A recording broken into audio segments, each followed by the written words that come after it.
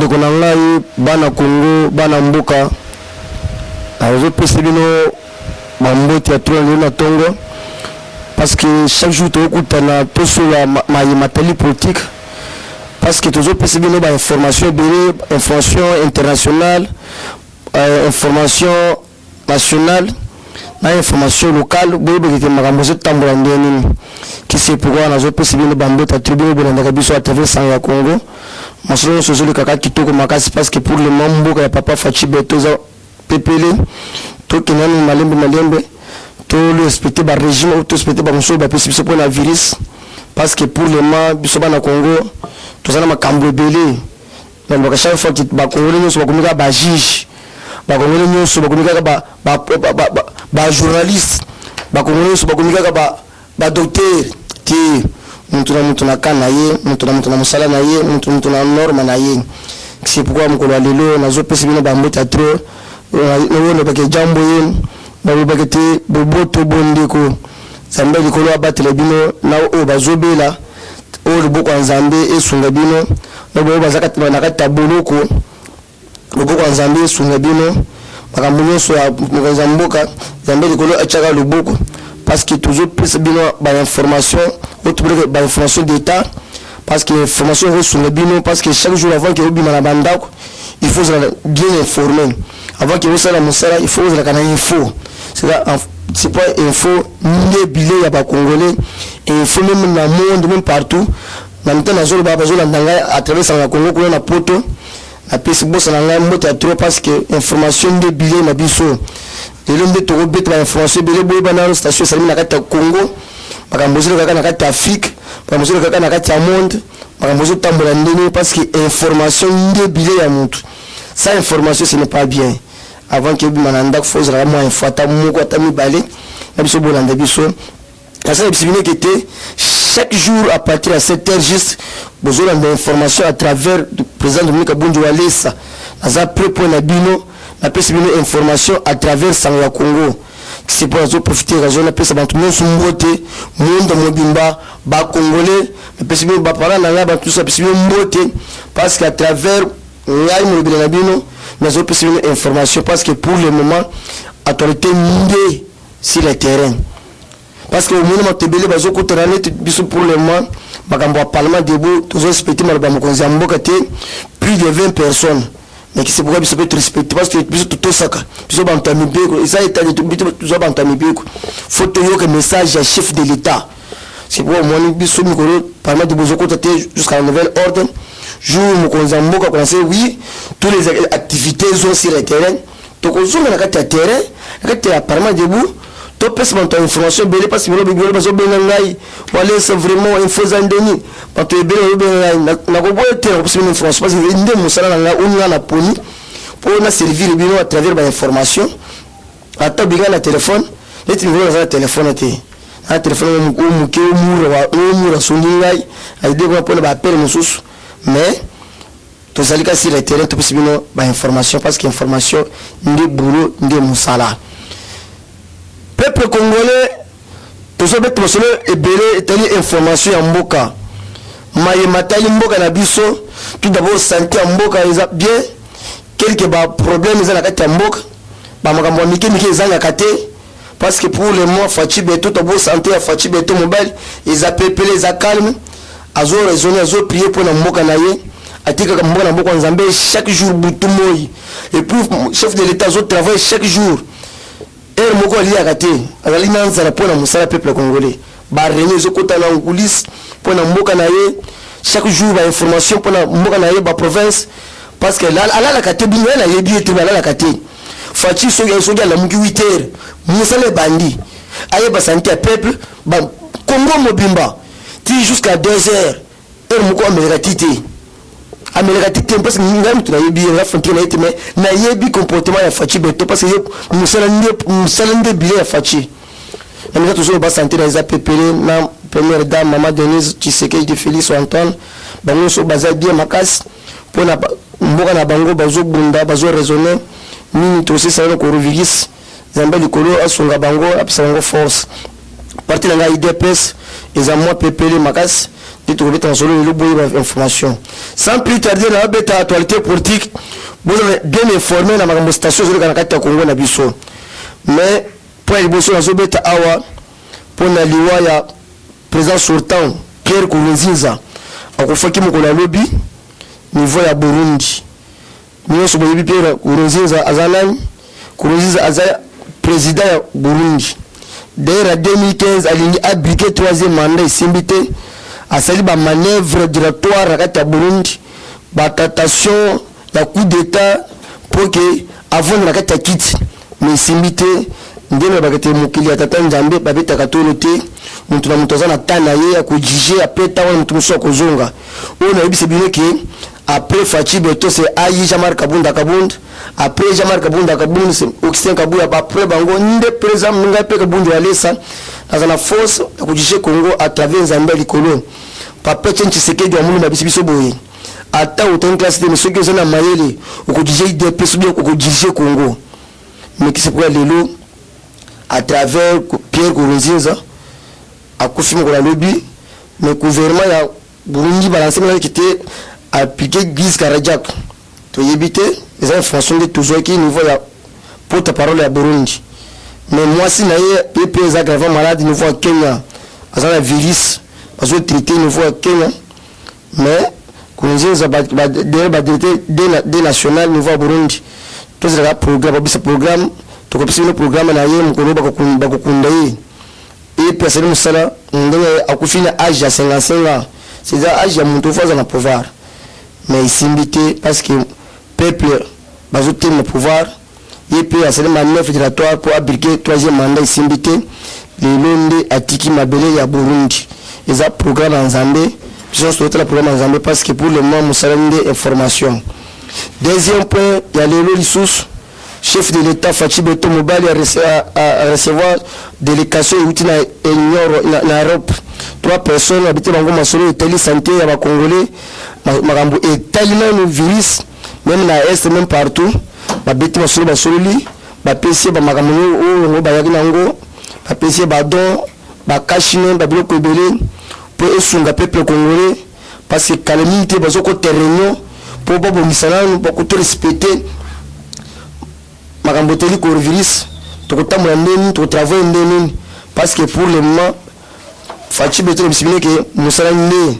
Tant on recevoir Bango Beti Masolo parce que Bango Bakita depuis dimanche, il peut recevoir Bango lundi, Beti Masolo Mboka, Batraité Maganos Pepele.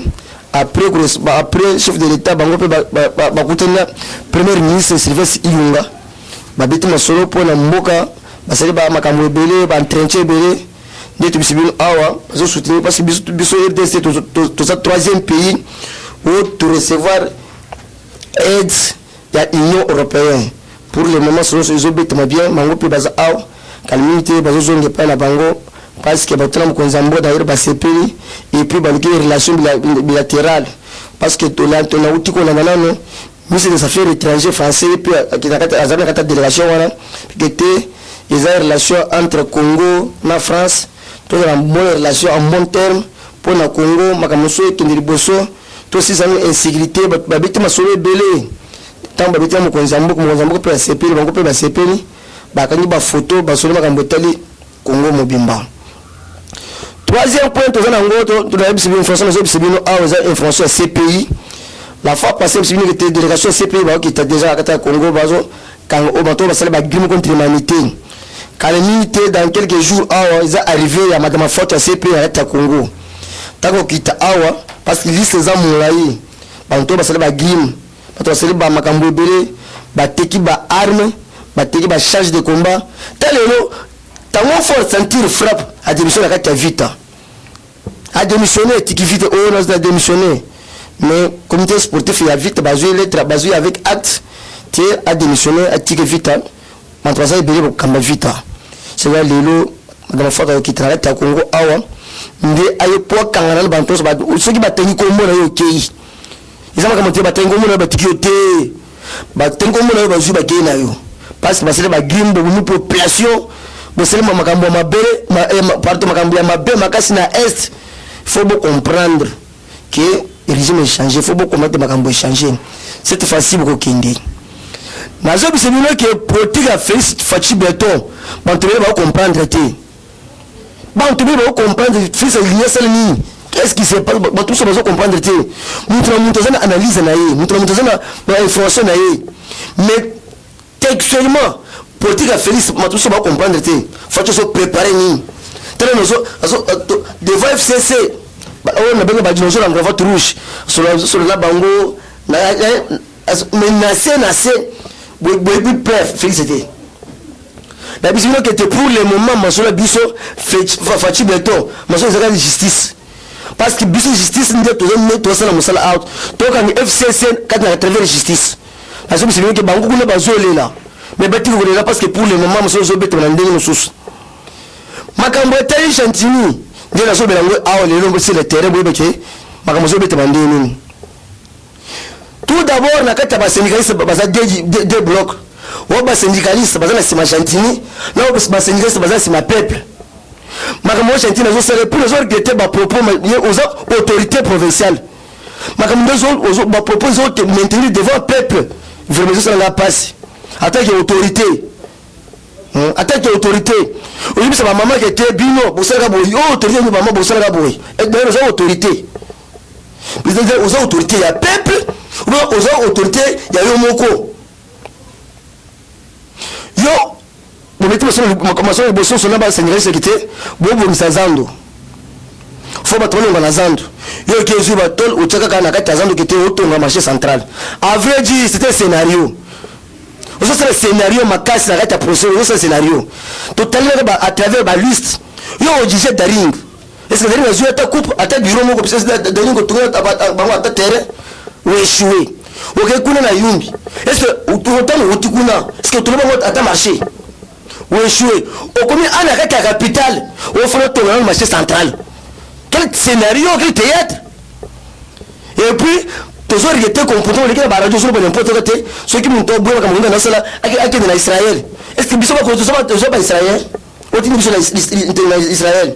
T'as pas proposé mettre aux autorités. Premier ministre, vice-premier ministre, il y a intérieur, il était à Zap Moukosinayo. Il fait passer la carte à Zando et qu'il est maintenant jusqu'à un nouvel ordre. Il y a une la radio sont contre lui.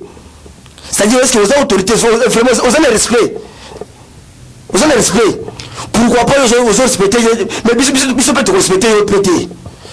Parce que vous savez, ma camusou, c'est la catalogique. Parce que c'est le salaire pour nous que ça a été.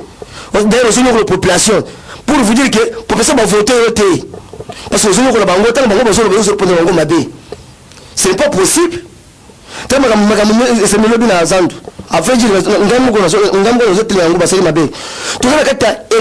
chef de l'État. 2 semaines. Après 2 semaines, on vous a ce qui on vous a la raison. Mais tout ça, quand tu as 2 semaines chef de l'État. Bilo boy bossé mon boulot, tu as 3 personnes mortes. Ce n'est pas bien. Il faut bien tout ça par le chef de l'État. Parce que l'État il y a 2 semaines. Mais bilo boy bossé ba désordre, la fois passée, la réunion conseil des ministres. Mokonzamba le bien était na siengi peuple, batos au makambo na lobby. Mais finalement pas il faut botter ça dans 2 semaines. Après le 20 et 26 et Céline, nous devons appliquer droit à Bino. Mais Bino n'attaque l'état de chef de l'État, c'est le boulot, tu as 3 morts. Or que ça, Makambo créé un Bino. N'a pas invité à profiter de le boulot à côté de la carte. Parce que Mabanga, ce n'est pas possible. Il faut botter Makambo chef de l'État. Tout d'abord, Makambo, c'est le lobby, vous sabotez par le chef de l'État. Parce que le chef de l'État n'est pas à disposition. Bon, c'est la calme, la militaire. Il y a une réunion. À commission, nouveau système de tout appliquer pour intérêt peuple congolais.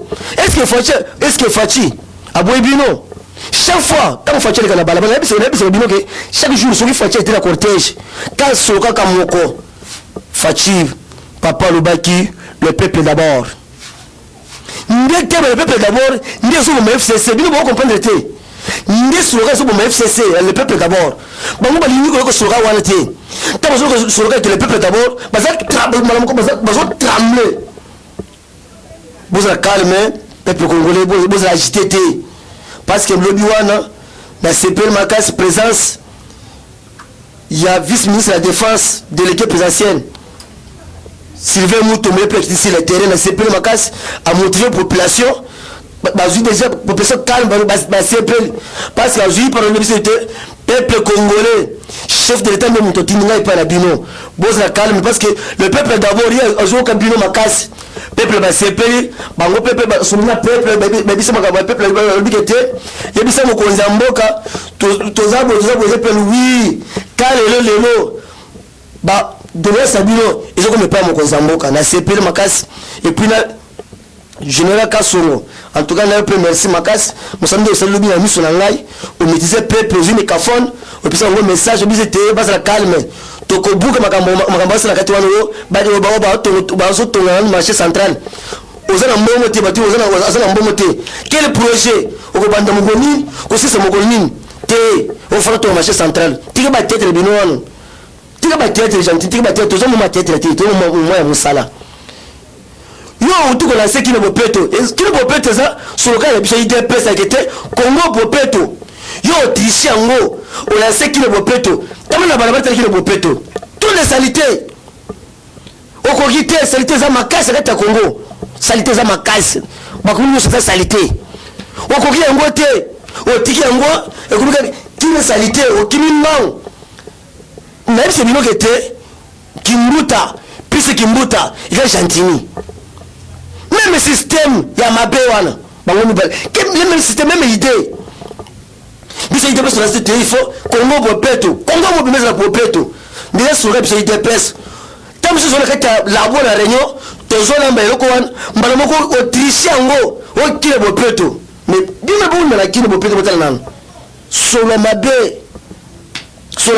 vraiment moko na vraiment kile bopeto ngo wana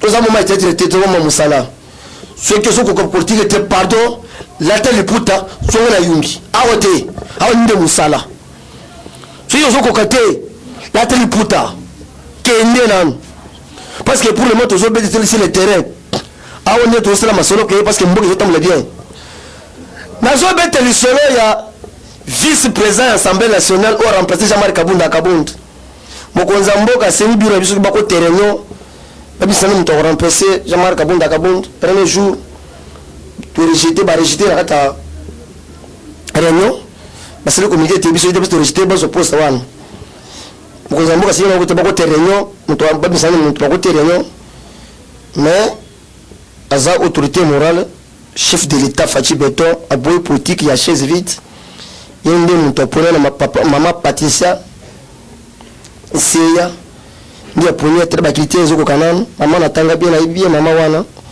ndia Fachi Beton qui était azonga place wana asala musala place wana pour l'intérêt du peuple et qui polémique était parce que pour le moyen ba premier pas mokonza mboka juste ko boye était il faut bien pourquoi Fachi Beton ponier pourquoi Fachi ponier parce que le bi tout ça ba bien téléphone azama kanga mokonza mboka bien boza na respect mokonza mboka.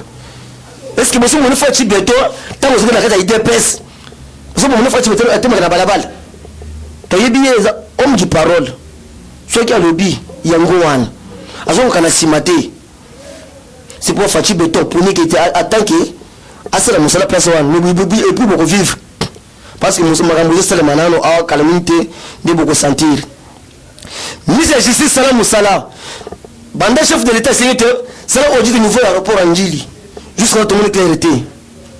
Tout le monde les états manœuvres dilatoires, tout le monde clarté. Ce n'est pas possible. Parce que le peuple a besoin de regarder les résultats. Parce que tout le monde les résultats étaient meilleurs, vendus, maintenant va passer mission en terre. Ça là, nous sommes le peuple. Parce que nous que Macamono soit les APP le Macas, la CPL la justice va rejeter là nos films vidéo, la pasteur Moukouna va rejeter. Ils ont un montage, va monter pour pas salir Moukouna. Mais je sais pas rejeter le Gouana. Calamité procès ko bandaka parce que batandre mama wana mama Chibola batunike so mama Chibola pese biso ele muzana kaso tamuko na o azaka ko boy ko procès azaka boy Ce n'est pas bien parce que pour le moment, sur les obéis, qui toquent ma casse. Je suis venu à Gamboza Pépélé, dans 45 091 0D plus 243 85 091 0D. Bande Konangai, ah, on a fait Congo, ma soeur Indi pour le moment. Dans le hospice, tension, ça m'a bé, il y a politique. Parce que pour le moment, politique, ils ont Pépélé dans le Congo. L'objet de la côté bino, parce que le chef de l'État a violé la constitution. Mais l'objet de la côté bino, Fachi a eu une constitution ma casse, a violé la mon côté. Nous avons cité à on a pour un mandataire. Mais rien écouté non. Fachi a été toujours voté, toujours bien ça mandataire, bazo mité na critère. C'est pas que le monde na pongi, ni sur rouge, melika bang na whisky, te au comme déjà on attend. Pourquoi que nous on attend? Te toi la critère. On mika le lote, ngai, na comme j'étais récit des eaux. Ce n'est pas bien. Mais toujours moi récréer ma casse parce que nous pas c'est marqué besoin le banano mais il faut vous en sonner ma camuso besoin le banano bon vous dites que t'as qu'à récit des eaux nous peut récit des eaux pas sénégalais c'est pour récit des eaux ma cambo mais ba tomazo futa ba facture mais bino bini ko yokate pozo que t'es vous avez défenseur non bino vous avez de défenseur té parce que que na bino malembe et peut être justice débrouiller c'est la justice. À travers justice, tu peux débrouiller en douceur. Calamité, tu peux débrouiller en moi. Calamité, mais que le Congo est Kotanga. Mais nous sommes au Congo. Congo est comme Bino. Congo est un biso Congolais parce que tu es Congo Makas. Tu es Congo Makas, tu es Congo Makas parce que le bourreau, les maçons, ND. Mais nous sommes bantu so bateka kana zandu asenga bango bazala calme bazala silence lobi mukonzambuka ye moko avandi abeti basola na bino pour na bino bozala calme beaucoup na ba place na bino ngobila eza scénario ya pamba. J'ai dit et je vous remercie. Eshima, votre magazine qui bat au rythme de l'actualité. Retrouvez la nouvelle édition. Exclusivité. Gouverneur Jacques Kiaboula s'érige en barrière contre le Covid-19 dans le Haut-Katanga. Sensibilisation des terrains sur le respect des gestes barrières et prise en charge des malades. Retour sur les péripéties du confinement strict réussi de Lubumbashi et Kasumbalesa. Jacques Kiaboula Katwe, les défis de la réussite. Wandani, l'homme et ses œuvres. Reconstruction et décollage économique. Sécurité, mobilisation de recettes. Eshima Magazine revient sur les succès notables du chef de l'exécutif du Haut-Katanga. Découverte, Moussa Mondo, valeur sûre de la politique congolaise. Focus, Néné Ilunga, en première ligne pour la défense des droits des travailleurs pendant les confinements. Dossier Eshima, les épidémies les plus dévastatrices de l'histoire. Nation, pêche et élevage. Jonathan Bialosuka, sortir la RDC de la sous-alimentation. Économie, impact du Covid-19 sur l'économie congolaise. Afrique, que restait-il de la France-Afrique? Retrouvez l'intégralité du magazine Eshima dans les kiosques. Eshima Magazine, un nouveau standard d'information.